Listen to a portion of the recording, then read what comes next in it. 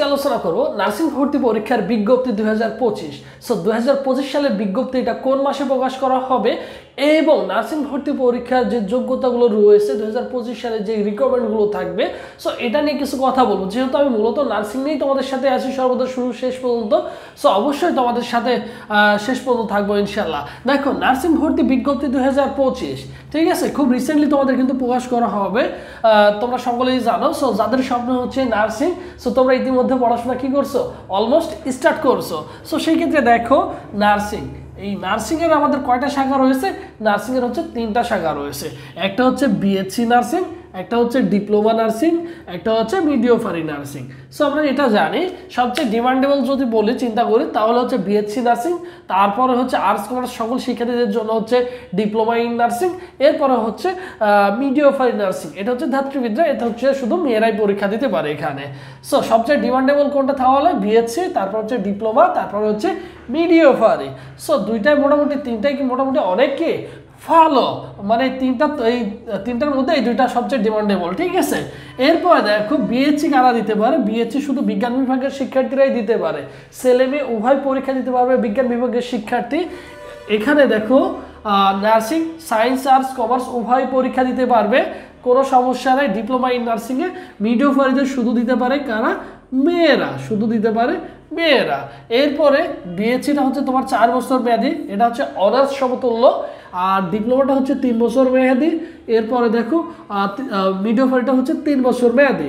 এই 3 বছর মেয়াদি শেষ করার পরে তুমি হচ্ছে পোস্ট বেসিক কোর্স করতে পারবা, সেটা হচ্ছে 3 মাসের একটা কোর্স রয়েছে, সেটা করতে পারবা। এরপর দেখো, অ্যাপ্লাই করার যোগ্যতা মানে জিপিএ যোগ্যতা, এসএসসি এবং এইচএসসিতে আলাদাভাবে 3.00 3.00 তোমার থাকতে হবে। টোটাল 7.00 থাকলে তুমি কি করতে পারবা? অবভিয়াসলি বিএসসি নার্সিংয়ে অ্যাপ্লাই করতে পারবা। এরপরে দেখো, সেম তাই ডিপ্লোমার ক্ষেত্রে 2.50 আলাদাভাবে 2.50, টোটাল 6.00 থাকলে এসএসসি এবং এইচএসসিতে সবাই পরীক্ষা দিতে পারবে।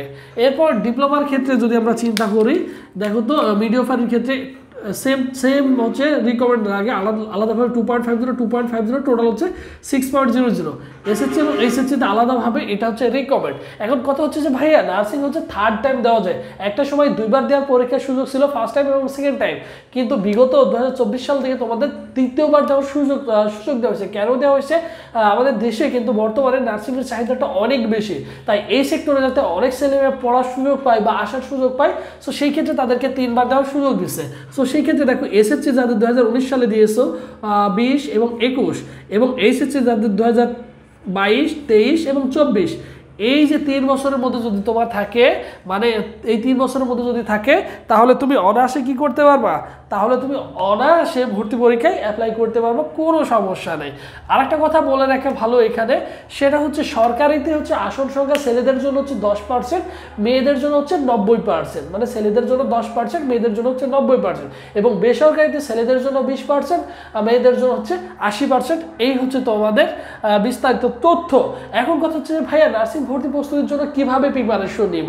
আমি তো কোনো কোচিং সেন্টারে ভর্তি হয় নাই। সো তোমাদের জন্য স্পেশালি আমাদের একটা অনলাইন বেসিক কোর্স রয়েছে, যেটা চলমান থাকবে তোমাদের ভর্তি পরীক্ষার আগের দিন পর্যন্ত, নামমাত্র কিছু ফি নিয়ে। দেখো, ফিটা হচ্ছে অনলি 1020 টাকায়। এখানে 4 থেকে 5 জন টিচার তোমাদের ক্লাস নেবে, আমি তোমাদের রেগুলার ক্লাস নেব, এবং পাশাপাশি হচ্ছে তোমাদের কি থাকবে, তোমাদের এভরিডে পাশাপাশি মডেল টেস্টের সুযোগ থাকবে।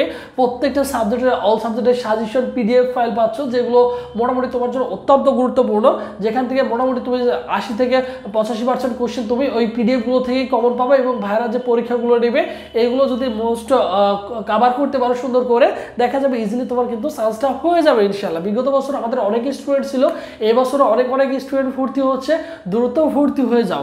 ভর্তি হওয়ার প্রসেস 01727675241, এই নম্বরে 1000 টাকা বিকাশ বা নগদ, 1020 টাকা বিকাশ বা নগদ সেট মানি করে এই নম্বরে হোয়াটসঅ্যাপে নক করলে ভাইয়া তোমার কি করবে, সকলের সাথে হচ্ছে গ্রুপে অ্যাড করে দিবে। আর এই গ্রুপে তুমি কি করতে পারবা, একটা হচ্ছে তোমাদের এক্সাম গ্রুপ, যেখানে অ্যাড করে দেওয়া হবে, সেখানে এভরিডে পরীক্ষা দিতে পারবা। পরীক্ষাগুলো মেবি তোমাদের রাত 9টা বা 10টায় থাকবে, আর ক্লাসগুলো তোমাদের সকালে হবে, মাঝে মধ্যে হয়তো বা কিছু ক্লাস হয়তো বা সন্ধ্যার পরে রাতে হতে পারে। সো এইভাবে তোমাদের রুটিনগুলো সাজানো হয়েছে, এবং ভাইদের যে অফিসিয়াল ফেসবুক পেজ রয়েছে সবুজ স্যার, যেগুলো প্রবলেম ফেস করলে বা ভর্তি বিষয়ে বিষয় রিলেটেড কোনো কিছু জানতে বা সকল বিষয় আপডেট পেতে অবশ্যই এই পেজটি ফলো করে রাখা একটা বুদ্ধিমানের কাজ হবে। সো ফেসবুক অপশনে যদি সার্চ করে সবুজ শেয়ার লিখে দেখবা যে ভাইদের পেজটি পেয়ে যাবে। এই পেজে SMS করলে বা ফলো দিয়ে রাখলে সকল আপডেট, সকল প্রকার আপডেট তুমি ইজিলি অনায়াসে পেয়ে যাবা। আর আমরা সকলেই জানি নার্সিং ভর্তি পরীক্ষায় 100 মার্কের কি থাকে, MCQ থাকে। মোটামুটি 100তে যদি 70-এর কাছাকাছি পাই তাহলে আমরা কি পাবো, সরকারি নার্সিং কলেজ ইজিলি চান্স পাবো। আর মিডিয়া ফারিতে আরও কম লাগে, মোটামুটি 65 যদি পাই তাহলে চান্স হয়ে যায়। মোটামুটি নার্সিংয়ে কিন্তু চান্স পাওয়া একদমই ইজি কেন বলবো, এখানে হচ্ছে নেগেটিভ মার্ক নেই, এখানে নেগেটিভ মার্ক নেই। সো সেই ক্ষেত্রে দেখো তুমি 50টা কোশ্চেন রাইট দিয়ে আসতে পারলে আর বাকি যে 50টা কোশ্চেন থাকবে তুমি যেভাবেই তাকে আসো না কেন 15-17টা 20টা কোশ্চেন তোমার ইজিলি হয়ে যাবে। যদি সবগুলোর আনসার করেও আসো দেখা যাবে তোমার 12-14টা MCQ হয়ে যায়। সো একটু যদি ভালো করে গুছিয়ে প্রিপারেশন নিতে পারো ইনশাল্লাহ এখানেও ভালো কিছু করা সম্ভব তোমার জন্য। এই হচ্ছে বিস্তারিত তথ্য। এছাড়াও যদি তোমাদের কোনো কিছু জানার থাকে অবশ্যই ভাইকে ইনশিওর করবা, ভাই তোমাদের প্রত্যেকটা কমেন্টের রিপ্লাই দিয়ে থাকে। ঠিক আছে, তোমাদের প্রত্যেকটা কমেন্ট দেখি, প্রত্যেকটা কমেন্টের রিপ্লাই দিয়ে থাকে। সো সব ভালো।